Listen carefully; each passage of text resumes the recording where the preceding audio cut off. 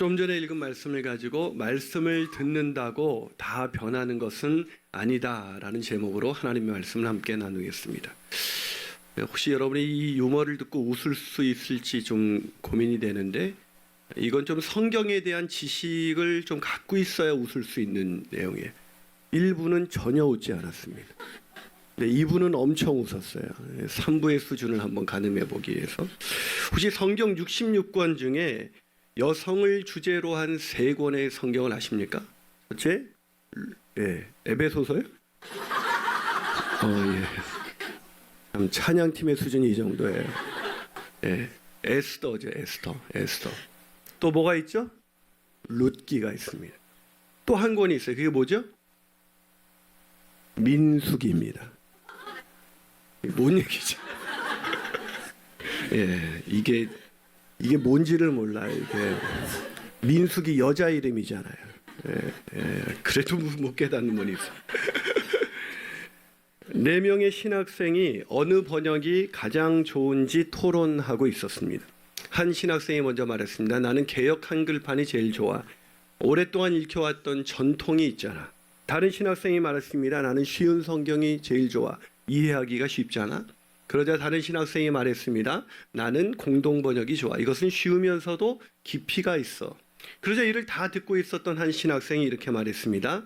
나는 우리 어머니가 매일 삶으로 번역해준 그 성경이 제일 좋아.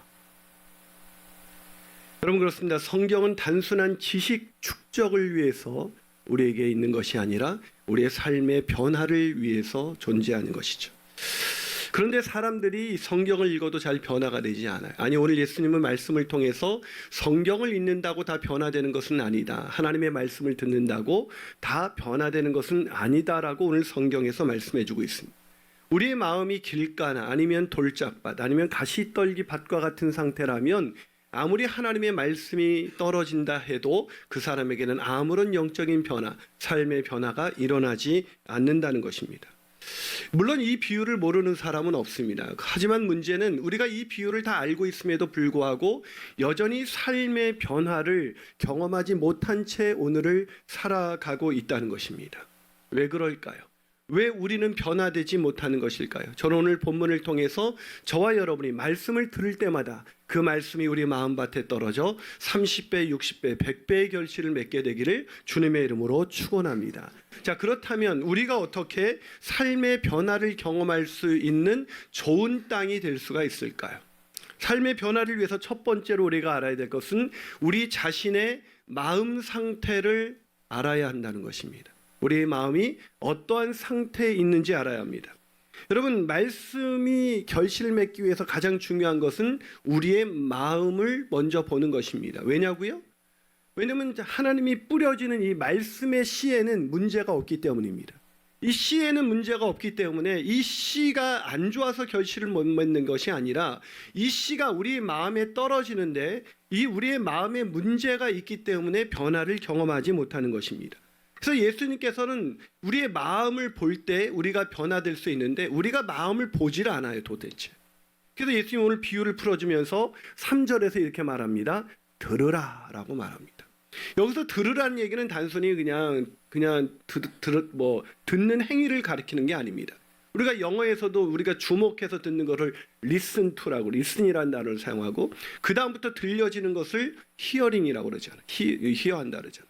그러니까 이게 그냥 히어링 되라, 좀 들어봐라, 뭐 이런 얘기가 아닙니다. 여기서 이 들으라 이 말은 원어로 아쿠에테 이두라는 단어를 사용하는데 이것은 들으라라는 단어와 함께 보다라는 뜻이 있습니다. 너의 마음을 좀 말씀을 들을 때 한번 들여다봐라. 무슨 말입니까? 하나님의 말씀이 들려질 때 자기의 마음을 들여다볼 수 없는 사람은 변화를 경험하지 못한다는 것입니다. 오늘 본문에 있는 무리들이 그랬습니다. 무리들은 하나님의 말씀에는 별로 관심이 없었습니다. 이들의 관심은 어떻게 하든 예수님을 통해서 치유를 받을 수 있을까? 어떻게 하면 내 문제가 해결될 수 있을까? 여기에만 관심이 있다 보니까 하나님의 말씀을 듣기는 들어도 듣는 것이 아니었습니다. 들으면서 마음속에는 그냥 좀 빨리 끝내라. 왜 우리 주일 예배 나와도 오직 끝나는 축도를 목표로 하는 사람이 있지 않습니까? 그런 사람은 뭐 설교가 아무리 진행돼도 들리지가 않는 것이죠. 여러분, 이 제자 훈련을 받는 사람들은 근데 은혜가 있습니다. 왜 은혜가 있냐면 제자 훈련의 유익이 뭐냐면 자신의 마음을 들여다보게 하는 연습을 시킨다는 것입니다.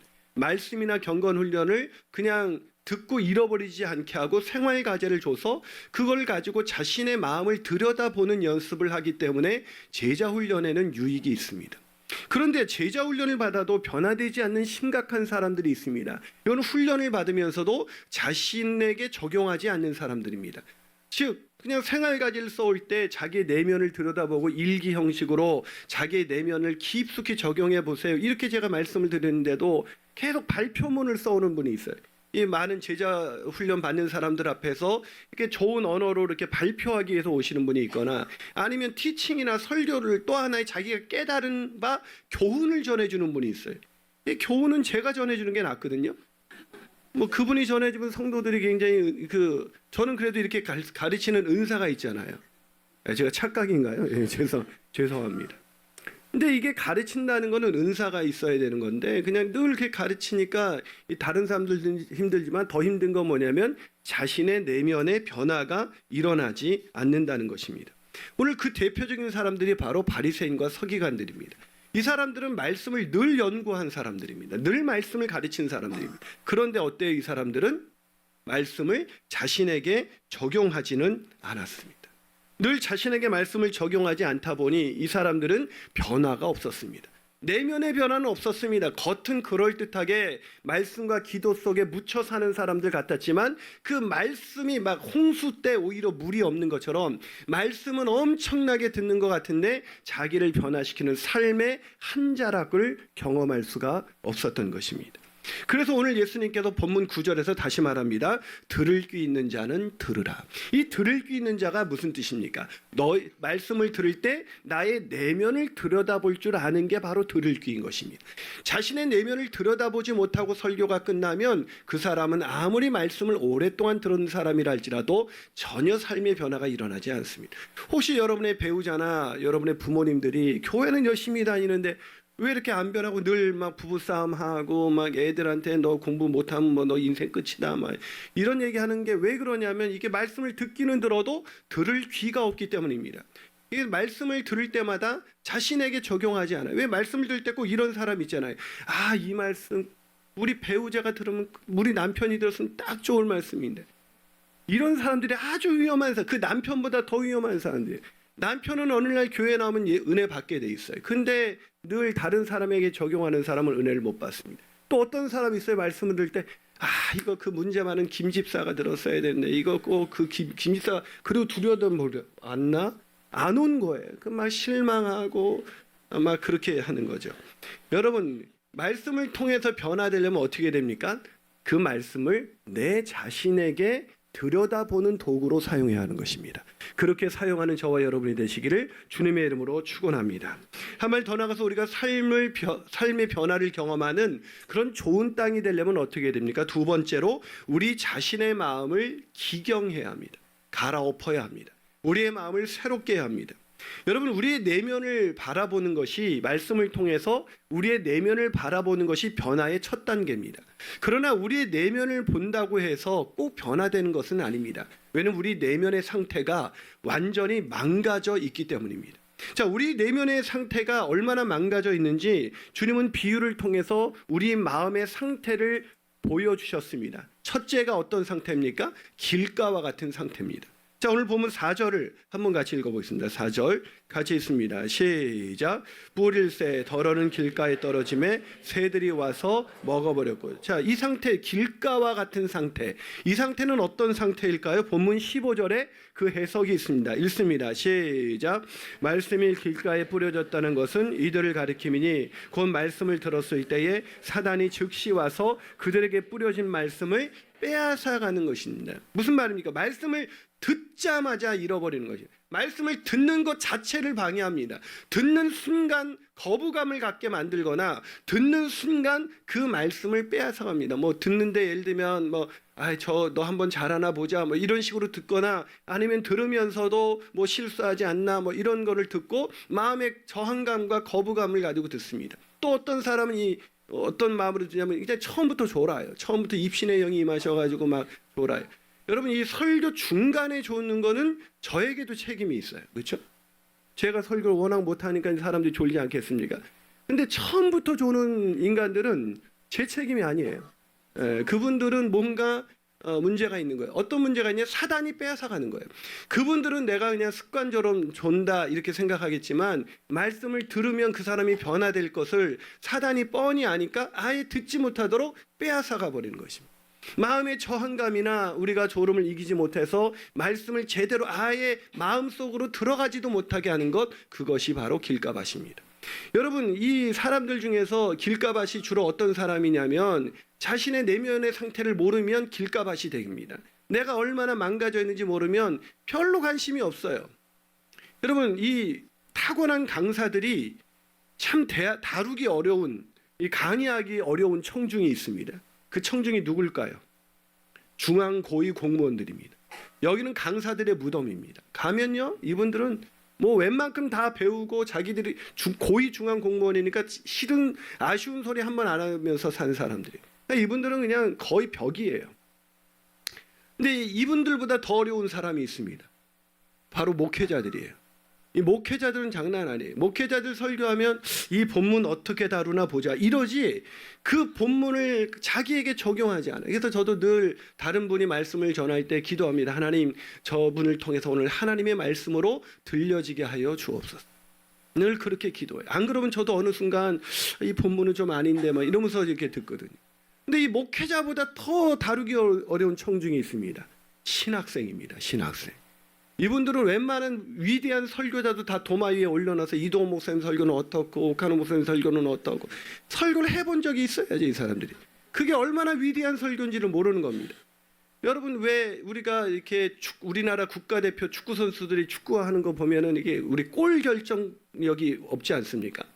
그래서 꼭 하다 보면 문전에서 엉뚱하게 날려요. 그러면 꼭 이걸 보던 그 남자들이 어떻게 하니까 저 바보 같은 자식들 그냥 톡 쳐놓으면 되는데 저걸 톡 쳐놓지 못하고 왜 저걸 저렇게 힘을 줘? 막 그러면서 막 열을 냅니다. 근데 이런 아저씨 이거 뭐 하는 분인가 보면 이 축구장은 근처도 안 가본 분이에요. 여러분 축구를 해보면 알아요. 축구를 해본 사람은 여러분 실력 있는 선수하고 우리가 뛰면은요 저 톡 치면 저 바보같이 이 사람은요 이 경기장에 국가대표로 뽑히지도 못하지만 그 경기장 안에 들어가면 중앙선을 못 넘을 거예요. 여러분 그 세계적인 그 기술과 파워를 가진 그 선수들과 뛰다 보면 그 문 앞에 문전까지 간다는 게 우리나라 선수로는 대단한 거예요. 좀 아는 사람은 야, 참 저 사람 대단하다 이렇게 생각하는데 뭘 모르고 교만하고 이렇게 길가밭 같은 사람들은 그냥 비난만 잘해. 저 문제가 있어 이렇게 얘기를 하는 것이죠. 여러분 저는 저와 여러분이 길가 같은 밭이 되지 않게 되기를 주님의 이름으로 축원합니다. 두 번째로 어떤 밭입니까? 돌밭입니다. 돌밭. 자, 이 돌밭은 어떤 상태일까요? 본문 16절과 17절을 한번 같이 읽어보겠습니다. 본문 16절과 17절. 자, 읽습니다. 시작. 또 이와 같이 돌밭에 뿌려졌다는 것은 이를 가리킴이니 곧 말씀을 들을 때 즉시 기쁨으로 받으나 그 속에 뿌리가 없어 잠깐 견디다가 말씀으로 인하여 환난이나 박해가 일어나는 때에는 곧 넘어지는 자다. 이 어떤 사람입니까? 처음엔 교회 와가지고 너무 기쁘고 너무 즐거워요. 근데 말씀을 듣고 즐겁다가도 고난이 옵니다. 누군가로부터 말 한마디를 들었어요. 내가 열심히 일했는데 누군가 교회에서 말 한마디 들으면 크게 막 시험에 들어가지고 내가 교회 나가야 돼 말아야 돼. 내가 무슨 뭐 때문에 이런 교회를 꼭 나가봐야 돼. 이러면서 그냥 넘어지는 겁니다. 세상에 어려운 병들거나 이 교회 나갔는데 뭔가 어려운 일이 생기면 막 좋을 때는 할렐루야 그러다가 어려워지면 놀렐루야 막 이러면서 막 힘들게 해서 롤러코스터를 타는 거죠. 이 사람은 늘 은혜를 받는 것 같은데 결실이 없습니다. 예수님은 이런 사람에게 제일 많은 비유를 들어줬어요. 왜요?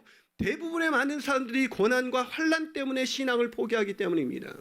많은 사람들이 교회에서 어려움을 당해요. 여러분 교회에 나오면 어려움을 당할 수밖에 없어요. 왜요? 교인들은 죄인들이 모인 공동체입니다. 여러분 제가 여러분 우리 교회 오실 때 시험 봐서 여러분의 인격 테스트하고 성격 테스트 다 한 다음에 이 사람은 적어도 다른 사람에게 상처 주지 않겠다 이렇게 확인하고 이제 등록하고 우리 교인 되신 거죠. 다 오늘날 오셨어요. 여러분 오신 분 중에서는 제가 저 인간을 좀 안 왔으면 이런 사람 있을까요 없을까요? 어떻게 그렇게 잘하세요? 네. 네. 여러분, 우리가 다 죄인들이 모인 곳이 교회이기 때문에 교회에 있다 보면 서로 어려움을 주고 힘들게 하고 이런 일이 일어나요. 근데 말씀의 은혜가 깊이 뿌리 박힌 사람은 안 흔들려요. 그런데 뿌리가 이렇게 돌밭은 흙은 얕게 있어서 이 깊이 뿌리 내리지 못하는 사람은 금방 흔들리는 거죠. 여러분, 우리가 환난 때문에 신앙이 무너지는 게 아닙니다. 기억하십시오. 뿌리가 약하기 때문에 무너지는 거예요. 고난이 아무리 커도요, 뿌리가 깊은 신앙은 흔들리지 않고 열매를 맺게 되는 것입니다. 근데 뿌리가 약하면 고난이 얕은 언덕과도 같은 고난을 넘어설 수가 없는 거예요. 저는 저와 여러분이 돌밭이 아니라 좋은 밭이 돼서 뿌리 깊은 신앙을 통해서 어떤 산 같은 어려움도 믿음으로 승리하셔서 30배, 60배, 100배의 결실을 맺게 되기를 주님의 이름으로 축원합니다. 세 번째는 가시떨기 밭입니다. 이 가시떨기 밭은 어떤 밭일까요? 자, 오늘 본문 18절, 19절 한번 읽어보겠습니다. 시작. 또 어떤 이는 가시떨기에 뿌려진 자니 염려와 재물의 유혹과 기타 욕심이 들어와 말씀을 마다 결실하지 못. 자, 이 가시떨기 밭은 뭡니까? 바로 처음으로 놀랍게도 열매는 맺어요. 이 앞에 두 밭은 열매 자체가 없는데 이 가시떨기 밭은 드디어 뿌려져서 싹이 나고 이렇게 나무가 자라나기 시작합니다. 그런데 얼마 가지 않아서 질식당하고 맙니다. 뭐에 의해서 질식을 당하죠? 가시떨기 때문에, 가시 때문에 질식을 당합니다. 이 가시가 뭐죠? 바로 세상의 염려와 뭐라고 말하고 있습니까? 재물의 유혹과 기타 욕심이다. 그러니까 이렇게 믿음이 잘 되던 사람도 이 재물의 욕심에 쭉 빠져버리게 되면 언제 내가 그렇게 신앙이 있었나 생각하고 세상 일에 막 바쁘게 달다 보면 어떻게 돼요? 어느 날 믿음이 사라져요. 질식당하는 거예요, 여러분.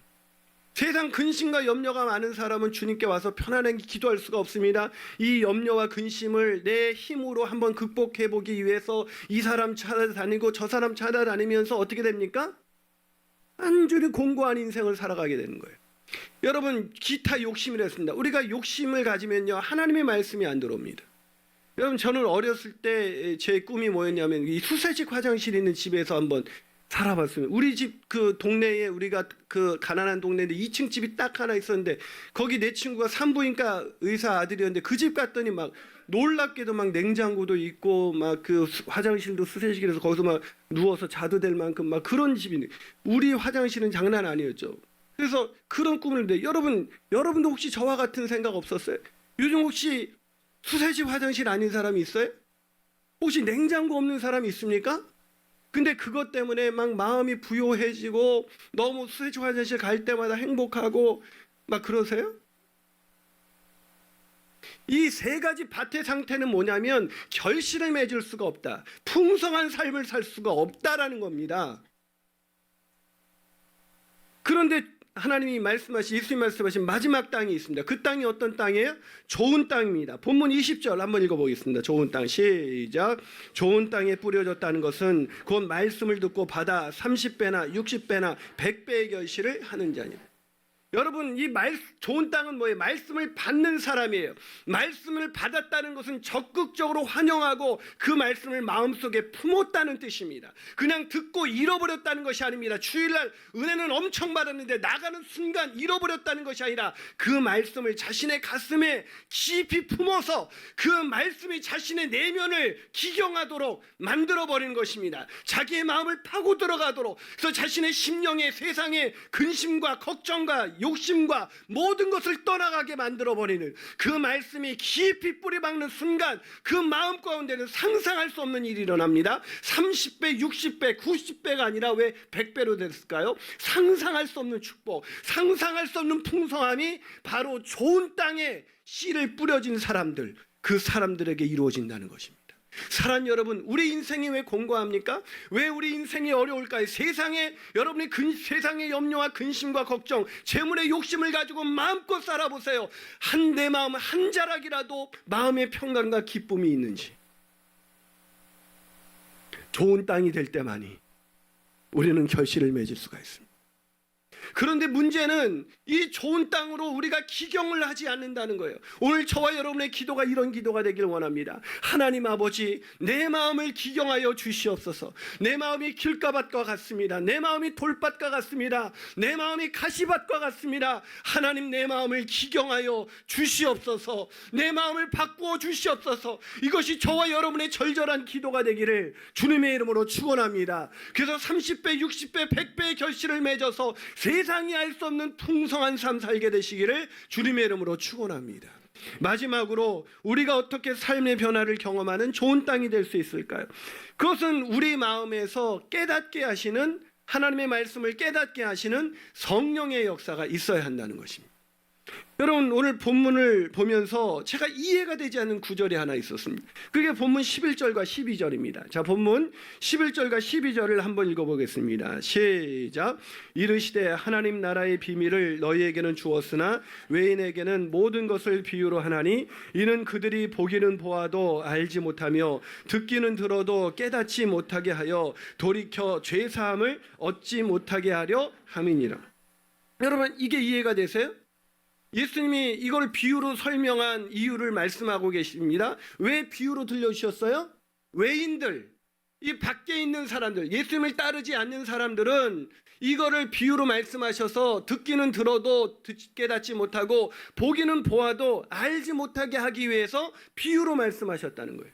여러분, 예수님이 이렇게 속이 좁은 분이십니까? 자기를 안 따라온다고 그걸 못 깨닫게 하시고 자기를 따라오는 사람들만 깨닫게 하시는 그런 속 좁은 분이신 걸 내가 진작에 알았더라면 저도 예수님 안 따라갔을 거예요. 이게 이해가 안 되죠. 예수님은 모든 사람이 구원에 이르길 원합니다. 말을 바꿀게요. 모든 사람이 풍성한 결실을 맺으며 살아가길 원하십니다. 아멘이십니까? 그런데 왜 예수님께서 왜 이런 이상한 얘기를 하실까요? 이거는 여러분 우리가 오해하기 쉬운 본문인데 이거는 목적 그렇게 의도하셨다는 얘기가 아니라 결과적으로 그렇게 됐다는 얘기를 하는 것입니다. 무슨 얘기냐면 제가 이거 주석을 찾아보니 이 비유의 목적을 말씀하신 것이 아니라 비유의 결과를 말씀하셨다는 거예요.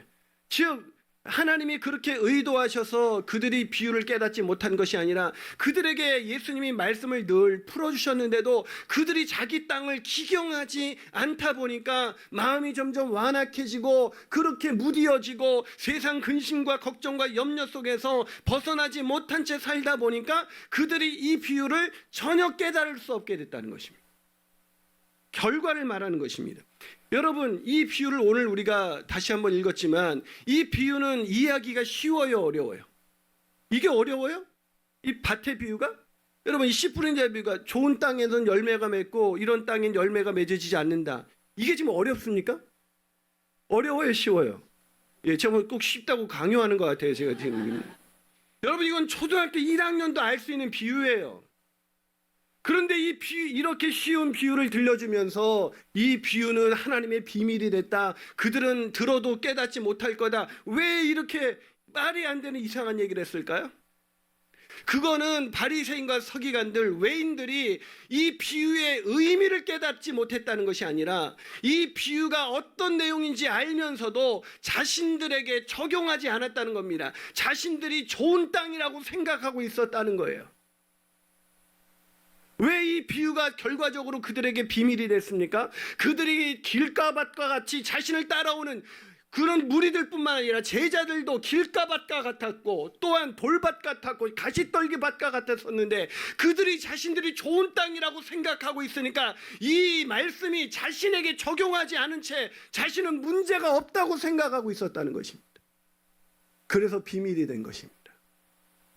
여러분, 이것이 우리가 좋은 땅으로 바뀌어졌다면 우리가 지금 어떻게, 만약에 그들이 좋은 땅으로 진짜 좋은 땅이었다면 그들은 어떤 인생을 살아갔을까요? 가난하고 어려운 중에도 30배, 60배, 100배를 먹는 그런 풍성한 인생을 살고 있었을 거예요. 그러나 그런 말씀을 통해서 삶의 단 한 자락도 변화되지 못하고 있었습니다. 그렇다면 그들은 좋은 땅이 아니라 길가밭이고 돌밭이고 그들은 가시떨기 밭이었습니다. 그러나 그들은 이 말씀을, 비유를 해석해 주었음에도 불구하고 나는 좋은 땅이야 라는 그런 착각 속에 있었던 것입니다.